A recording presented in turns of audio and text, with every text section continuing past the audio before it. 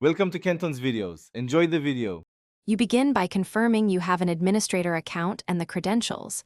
Without admin access, you cannot remove controls. Once logged in, backup user profiles or exported settings so you can restore data if needed.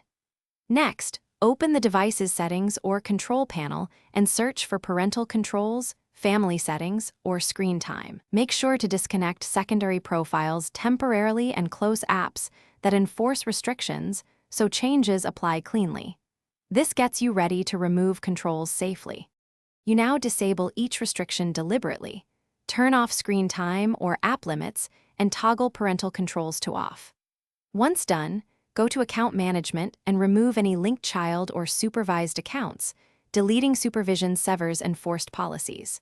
Then uninstall third-party management or parental control apps, and in Security or Device, admin revoke their admin privileges so they cannot reinstall. Make sure to restart the device after uninstallation to clear cached policies and confirm restrictions no longer block action. You finish by restarting the device and testing each account to confirm full access to apps, websites, and settings.